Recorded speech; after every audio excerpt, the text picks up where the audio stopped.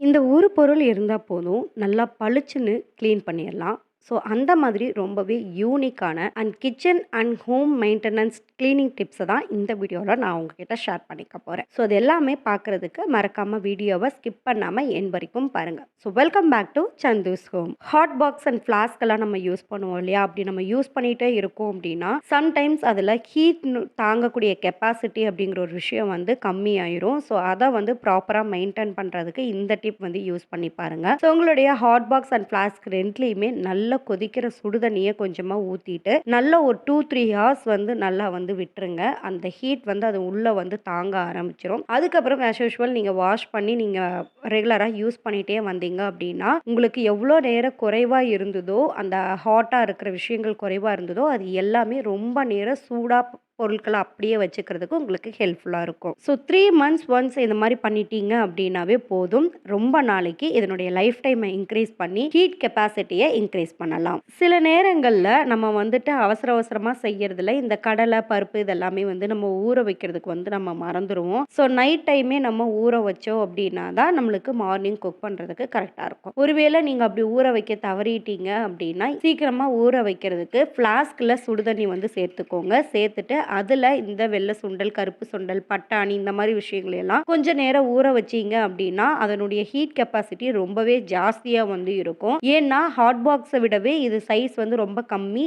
கூடா இருக்கிறதுனால, அதுல ரொம்ப நேரம் ஹீட் வந்து தாங்கும். ஸோ, ஒரு 4 to 5 ஹார்ஸ்லயே நல்லா கடலை வந்து உங்களுக்கு ஊறி, நல்லா கையிலேயே மசிக்கும்போது 2ஆ உடையிற மாரி வந்துரும். ஸோ, அதுக்கப்புறம் நீங்க 1 ஆர் 2 விசில் விட்டீங்க அப்படின்னாவே போதும். ஈஸியா குக் ஆயிரும். உங்களுடைய டைமையும் சேவ் பண்ணிக்கலாம். பூண்டெல்லாம் வாங்குன உடனே நம்ம அப்படியே முழு பூண்டா வந்து நம்ம போட்டு வச்சுருவோம். ஸோ, இத வந்து இந்த மிஸ்டேக் வந்து நம்ம பண்ணவே கூடாது. ஸோ, ஆல்ரெடி இந்த மாரி பூண்டு ஸ்டோர் பண்றதுக்கு நெறைய டிப்ஸ் வந்து நம்மளுடைய சேனல்ல போஸ்ட் பண்ணியிருக்கோம். அந்த வீடியோனுடைய லிங்க் எல்லாமே இந்த டிஸ்கிரிப்ஷன்ல குடுக்குறேன். வாட்ச் பண்ணி வந்து பாருங்க. ஸோ, பூண்ட வந்து வாங்குன உடனே வாங்கும்போதே நல்ல பூண்டுகளா வந்து பார்த்துக்கோங்க. நீங்க இது இப்படியே ஸ்டோர் பண்ணீங்க அப்படின்னா, இந்த மாரி அழுகி போறது, மஞ்ச கலர்ல, கருப்பு கலர்ல ஆகுறதெல்லாம் வந்து வந்துரும். ஸோ, இது எல்லாமே அவாய்ட் பண்ணிக்கிறதுக்கு தனித்தனி பல்லா வந்து உரிச்சு வந்து வச்சுக்கோங்க. அப்படி வச்சுட்டீங்க அப்படின்னா, ரொம்ப நாள் வந்து உங்களால ஸ்டோர் பண்ண முடியும். அதுல அந்த பிளாக் கலர்ல ஒரு ஃபங்கஸ் மாதிரி வர்றது எல்லாமே அவாய்ட் பண்ணிக்கிறதுக்கும் உங்களுக்கு முடியும். உரிக்கிறதுக்குமே ரொம்ப ஈஸியா வந்து நீங்க உரிச்சிரலாம். பூண்ட வந்து ஈஸியா உரிக்கிறதுக்கு டைம் ரொம்பவே சேவ் ஆகுறதுக்கும், கையில தோலெல்லாம் ஒட்டாம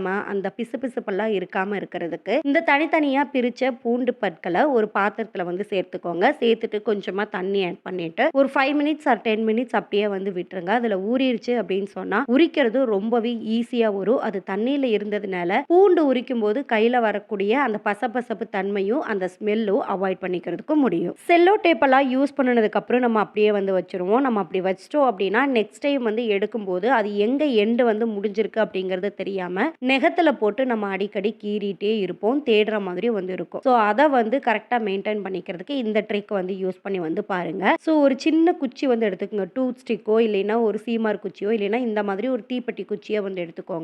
அத வந்துட்டு நீங்க லாஸ்ட்டா யூஸ் பண்ணும்போது அந்த இடத்துல வச்சுட்டு பேலன்ஸ் இருக்கிறத வந்து கட் பண்ணீங்க அப்படின்னா, நீங்க கட் பண்ண பகுதிய யூஸ் பண்ணிக்கலாம். பேலன்ஸ் இருக்கிறது அப்படியே இருக்கும்போது, எங்க லாஸ்ட்டா நம்ம முடிச்சிருக்கோம் அப்படிங்கிறத அந்த குச்சிய பார்த்து ஈஸியா வந்து எடுத்துக்கலாம். வீட்ல குழந்தைங்களை எல்லாம் வச்சிருக்கிறவங்க வீட்ல கண்டிப்பா இந்த மாதிரி மெடிசின்ஸ் பாட்டில்ஸ் வந்து கண்டிப்பா இருக்கும்.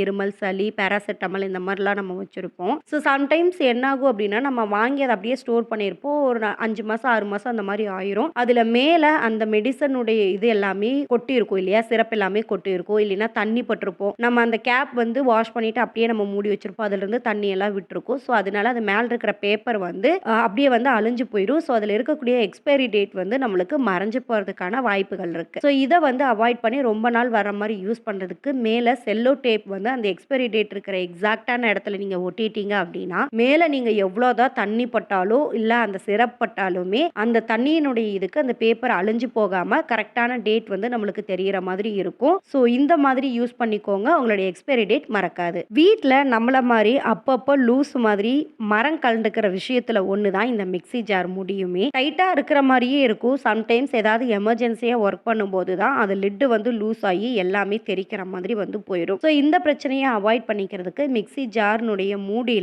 ஒரு ரப்பர் பேண்ட் வந்து நீங்க போட்டுக்கோங்க. இந்த மாரி ரப்பர் பேண்டும் நீங்க யூஸ் பண்ணலாம். அப்படி இல்ல அப்படின்னா, ஹேர் பேண்ட்ல போடக்கூடிய பிளாக் கலர்ல இருக்கும் இல்லையா? லைட்டா சின்னதா இருக்கிற மாதிரியான ஹேர் பேண்டையும் நீங்க போட்டீங்க அப்படின்னா, லிட் வந்து நல்லா உங்களுக்கு டைட்டா வந்து ஃபிக்ஸ் ஆயிக்கும். எங்கேயுமே உங்களுக்கு கேப் வந்து இருக்காது. ஸோ நீங்க அரைக்கிறதும் ஈஸியா அரைச்சிரலாம். ஸோ அதில அரைக்கும்போது தெறிக்கிற விஷயங்கள் எல்லாத்தையுமே அவாய்டும் பண்ணிக்கலாம். மிளகாய்லாம் வாங்குன உடனே அத அப்படியே நம்ம வந்து ஒரு முறத்திலயோ, இல்ல அப்படின்னா வேற ஏதாவது ஒரு பாத்திரத்திலயோ கொட்டி பாக்ஸ்ல போட்டு நம்ம ஃபில் பண்ணி வந்து எடுத்து வச்சுருவோம். ஸோ அதுக்கு பதிலா ரொம்ப நாள் நம்மளுக்கு ஸ்டோர் ஆகணும். அதில பழுப்பு நிறங்களோ, பூச்சியோ எதுவும் வராம இருக்கணும் அப்படின்னா, இந்த டிப் வந்து யூஸ் பண்ணி வந்து பாருங்க. ரொம்பவே ஹெல்ப்ஃபுல்லா வந்து இருக்கும். ஸோ மிளகாய நீங்க வாங்குனதுமே வெயில்ல லைட்டா ஒரு நாள் காய வச்சு எடுத்துருங்க. எடுத்துட்டு அந்த ஈவினிங் போல அந்த வெயில் சூடெல்லாம் தணிஞ்சதும், ஒரு வடசட்டியில வந்து அத போட்டுட்டு கொஞ்சமா கல்லுப்பு வந்து சேர்த்துக்கோங்க. லைட்டா சேர்த்தீங்க அப்படின்னா போதும். அது நெறி கட்டாம இருக்கிறதுக்கு உங்களுக்கு ஹெல்ப் பண்ணும். அதே மாதிரி நல்ல ஒரு டார்க் கலர்ல வராம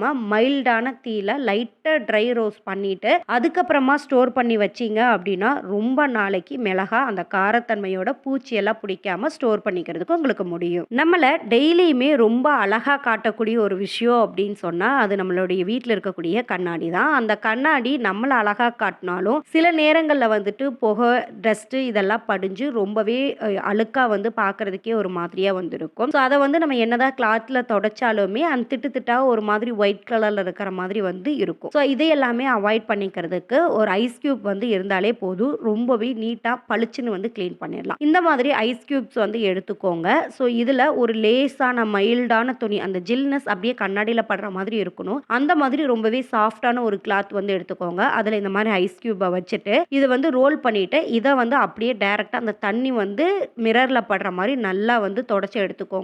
அதுலயே ஒரு 90% ஆஃப் எல்லாமே உங்களுக்கு வந்து பளிச்சுன்னு கிளீனா இருக்கும். அதுக்கப்புறம் மைல்டான ஒரு கிளாத்த வச்சு நீங்க தொடச்சு எடுத்துட்டீங்க அப்படின்னா, பளிச்சு பளிச்சுன்னு கண்ணாடி ரெடி. ஃப்ளாஸ்க்ல நம்ம டீ, காஃபி இதெல்லாம் வந்து நம்ம வாங்குறதுனால, அதுல நெறைய பேட் ஸ்மெல்லோ வந்து உங்களுக்கு வரும். ரொம்ப நேரம் வந்து ஸ்டோர் பண்ணி வச்சிருக்கிறதுனால.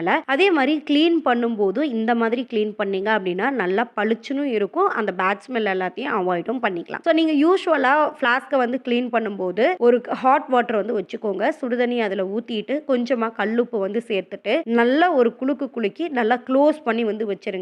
ஒரு 15 மினிட்ஸ் டூ 1/2 அன் ஹவர் வரைக்கும் கூட அது இருக்கட்டும். அதுக்கு அப்புறமா நல்லா குலுக்கிட்டு, நல்லா ஸ்க்ரப் பண்ணி நீங்க எடுத்துட்டீங்க அப்படின்னா, அந்த கல்லு உப்புலயே அதுல இருக்கக்கூடிய எல்லா பேட் ஸ்மெல்லும் ரிமூவ் ஆயிரும். உள்ள ஏதாவது ஸ்ட்ரெயின்ஸ் இருந்தாலுமே ரிமூவ் ஆயிரும். உங்களுக்கு நல்ல சூடும் உங்களுக்கு ரொம்ப நேரம் தாங்குற மாதிரியும் உங்களுக்கு இருக்கும். ஸோ நெக்ஸ்ட் டைம் வந்து ஃப்ளாஸ்க்க கிளீன் பண்ணும்போது இந்த மெத்தட யூஸ் பண்ணி கிளீன் பண்ணி பாருங்க. நம்ம வீட்ல இருக்கக்கூடிய குழந்தைங்களுக்கு ஏதாவது ஒரு மெடிசன் வந்து குடுக்குறோம் அப்படின்னா, அதுக்கு நம்ம படாத பாடே வந்து இருக்காது. அப்பதான் அவங்க அழுவாங்க, வேண்டான்னு சொல்லுவாங்க, வாந்தி எடுப்பாங்க, எல்லாமே நம்மளுக்கு வந்து நடக்கும். ஸோ அவங்க ஒரு வேளை நம்ம டேப்லெட்டோ இல்லைன்னா வந்து சிரப்போ நம்ம குடுத்ததுக்கு அப்புறமா அவங்க வாந்தி எடுத்துட்டாங்க அப்படின்னா, நம்மளுக்கு என்ன ஒரு டவுட் இருக்கும்னா, உள்ள குடுத்த மெடிசன் தான் எல்லாமே வெளியில வந்துருச்சே. ஸோ நான் திருப்பியும் மெடிசன் வந்து குடுக்கலாமா? அப்படிங்கிற மாதிரி ஒரு யோசனை வந்து நம்மளுக்கு இருக்கும். ஸோ நம்மளும் என்ன பண்ணுவோம், இம்மீடியட்டா அதெல்லாம் வந்துருச்சுன்னு சொல்லிட்டு மறுபடியும் வந்து குடுப்போம். கொஞ்சம் தான் போயிருக்கும் அப்படின்னா, அந்த எம்எல் மட்டும் கம்மி வந்து குடுப்போம். ஸோ எல்லாருக்குமே இந்த டவுட் வந்து இருக்கும். ஸோ மெடிசன்ல குழந்தைங்க விஷயத்துல எந்த விதமான ஒரு ரிஸ்க்குமே வந்து எடுத்துறாதீங்க. ஸோ இந்த டிப்பை யூஸ் பண்ணிக்கோங்க. அண்ட் நீங்க டேப்லெட் குடுத்த உடனே குழந்தைங்க வாந்தி எடுத்துட்டாங்க அப்படின்னா, 15 மினிட்ஸ் ஒரு 20 மினிட்ஸ்க்குள்ள வந்துட்டு வாமிட் பண்ணிட்டாங்க அப்படின்னா, திரும்ப நீங்க மருந்து குடுக்க வேண்டிய எந்த அவசியமும் வந்து இருக்காது. இன்கேஸ் நீங்க மருந்து குடுத்த உடனே அப்பவே வந்து வாமிட் எடுத்தாலும், நீங்க உடனே மருந்து குடுக்காம ஒரு 1 ஹவர் ஆவது பிரேக் வந்து குடுங்க. ஒரு 1 ஹவர் பிரேக்குக்கு அப்புறமா திரும்ப நீங்க எவ்வளோ எம்எல் டாக்டர் வந்து குடுத்துருக்காங்களோ, அதே எம்எல்ல வந்து நீங்க மெயின்டெயின் பண்ணிக்கலாம். ஒரு 10 to 15 மினிட்ஸ்க்கு மேல ஆயிருச்சு அப்படின்னாவே, அதுக்கப்புறம் வாமிட் எடுக்குறாங்கன்னா, கண்டிப்பா நீங்க மருந்து குடுக்கணுங்கிற அவசியம் வந்து இருக்காது. ஒன்ஸ் டாக்டர் கிட்டயும், நர்ஸ் கிட்டயும் கிராஸ் செக் பண்ணிட்டு இந்த டிப்பை யூஸ் பண்ணிக்கோங்க. சிங்க் ஃபுல்லா இருக்கிற பாத்திரத்த கூட கிளீன் பண்ணிடலாம். சமைச்சு முடிச்சதுக்கு அப்புறம் இந்த கேஸ் ஸ்டவ்வ கிளீன் பண்றது தான் பெரிய விஷயமே. அதுல நம்ம சமைக்கும்போது நெறைய ஆயில் ஸ்டெயின்ஸ் எல்லாம் நெறைய வந்து இருக்கும். ஒருவேளை அந்த மாதிரி நெறைய எண்ணெய் பிசுக்குகள் இருக்கு அப்படின்னா, இந்த டிப் வந்து யூஸ் பண்ணி பாருங்க. கொஞ்சமா உங்க வீட்ல இருக்கக்கூடிய ஏதாவது ஒரு மாவு, அரிசி மாவோ, கார்ன்ஃப்ளவர் மாவோ, கோதுமை மாவோ வந்து நீங்க அது மேல போட்டுட்டு, அப்பவே நீங்க அத அப்படியே எடுத்தீங்க அப்படின்னா, அதுல இருக்கக்கூடிய எண்ணெய் பிசுக்கள் எல்லாமே அந்த மாவுலயே வந்து உங்களுக்கு வந்துரும். ஸோ அடுப்பும் நீங்க எந்த ஒரு ரிஸ்க்குமே எடுக்காம தண்ணி, சோப்பு, லிக்விட்ன்னு எதுவும் போடாம ஒரே நிமிஷத்துல சட்டுன்னு வந்து உங்களுக்கு பளிச்சுன்னு வந்து ஆயிரும். நல்லாவே உங்களுக்கு டிஃபரன்ஸ் வந்து உங்களுக்கு தெரியும். அதுக்கப்புறம் ஆஸ் யூசுவல் நீங்க ஒரு ட்ரை கிளாத் வச்சு தொடச்சீங்க அப்படின்னாலே ரொம்ப சூப்பரா மெயின்டெயின் பண்ணிக்கலாம். இன்கேஸ் மாவு எதுவும் இல்ல அப்படின்னா கோலப்பொடி போட்டு கூட நீங்க கிளீன் பண்ணிக்கலாம். ஏலக்காய் எல்லாம் பாயாசத்துக்கோ ஏதாவது ஸ்வீட் செய்யும் போதோ நம்ம யூஸ் பண்றோம் அப்படின்னா அதுல இருக்கக்கூடிய தொப்பையை வேஸ்ட் பண்ணாம ஆல்ரெடி நம்ம எப்படி அதை வந்து ரீயூஸ் பண்ணலாம்னு ஒரு வீடியோ வந்து நம்ம போட்டிருக்கோம். அந்த வீடியோவுடைய லிங்க் டிஸ்கிரிப்ஷன்ல கொடுக்குறேன், வாட்ச் பண்ணி வந்து பாருங்க. அதே மாதிரி இப்ப வேஸ்டா இருக்கக்கூடிய அந்த தொப்பையை நீங்க குடிக்கிற தண்ணியில நீங்க வந்து போட்டு வச்சிட்டீங்க அப்படின்னா அதுல இருக்கக்கூடிய ஸ்மெல்லு அப்படியே உங்களை தண்ணி இன்னும் குடிக்கணுங்கிற லெவலுக்கு வந்து கொண்டு வரும். ஸோ டேஸ்ட்டும் நல்லா இருக்கும், ஸ்மெல்லும் உங்களுக்கு நல்லா இருக்கும். ஸோ நெக்ஸ்ட் டைம் வேஸ்ட் பண்ணாம இந்த மாதிரி ரீயூஸ் பண்ணி வந்து பாருங்க.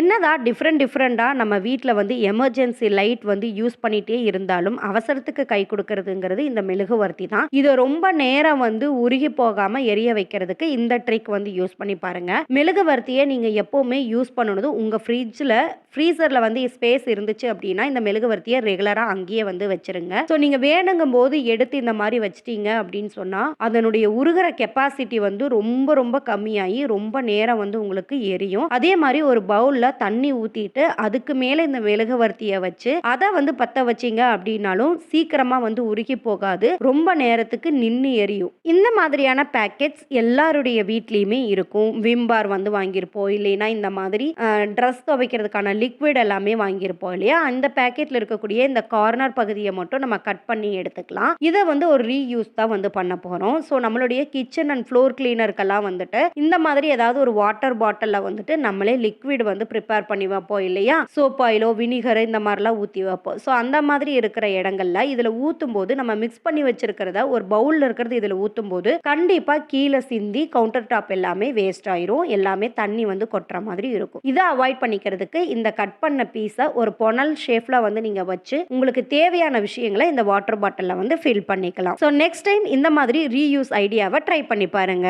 நம்ம வெளியே போகும்போதெல்லாம் பர்ஸ்லயோ ஹேண்ட்பேக்லயோ கீஸ் எல்லாமே அப்படியே எடுத்து போட்டிருப்போம். சம்டைம்ஸ் இதுல வந்துட்டு செயின் எல்லாம் எதுவும் இல்லாம சிங்கிள் கீயா வந்து இருக்கும். நம்ம நிறைய உள்ள வந்துட்டு அமௌண்ட்டோ இல்ல மற்ற ஸ்டோரேஜோ இருக்கும்போது அதுல வந்து கீயை தேடி எடுக்கிறதே ஒரு பெரிய ரிஸ்கா இருக்கும். அது ஏதாவது எமர்ஜென்சி சுச்சுவேஷன்ல தான் நம்ம கைக்கே அந்த கீ வந்து கிடைக்காது. இந்த பிரச்சனையை அவாய்ட் பண்ணிக்கிறதுக்கு இந்த மாதிரி ஒரு சேஃப்டி பின்னும் ஒரு பேண்ட் ஆர் பேங்கிள் இருந்தாலே போதும், ரொம்பவே நீட்டா மெயின்டைன் பண்ணிக்கலாம். ஒன்றும் இல்லை, இந்த சேஃப்டி பின்னை வந்துட்டு இந்த ஹேர் பேண்ட்ல வந்து பின் பண்ணிக்கோங்க. பின் பண்ணிட்டு உங்களுடைய கீஸ் எல்லாத்துலேயுமே அதில் போட்டுட்டு உங்களுடைய ஹேண்ட்பேக்ல வந்துட்டு பின் பண்ணிட்டீங்க அப்படின்னா போதும். ஸோ அது மட்டும் உங்களுக்கு தனியாக வந்து தெரியும். உங்களுடைய பின்னை வந்து ரிமூவ் பண்ணீங்க அப்படின்னா உங்களுடைய கீஸை வந்து நீங்க எடுத்துக்கலாம். இல்லை அப்படின்னா ஹேர் பேண்ட்ல யூஸ் பண்ணாட்டி கூட இந்த மாதிரி பேபி வளையல் ஏதாவது இருக்கு அப்படின்னா இந்த மாதிரி சின்ன வளையல்ல வந்துட்டு நீங்க இதே மெத்தட்ல கீஸை எல்லாத்தையுமே போட்டுட்டு உங்களுடைய ஹேண்ட்பேக்ல இருக்கக்கூடிய ஜிப்னுடைய ஹோல்ஸ் இருக்கும் இல்லையா, அந்த ஹோல்ஸ்ல நீங்க பின் பண்ணிட்டீங்க அப்படின்னா ரொம்பவே சேஃப் அண்ட் செக்யூராகவும் இருக்கும், மிஸ்ஸும் ஆகாது. நீங்க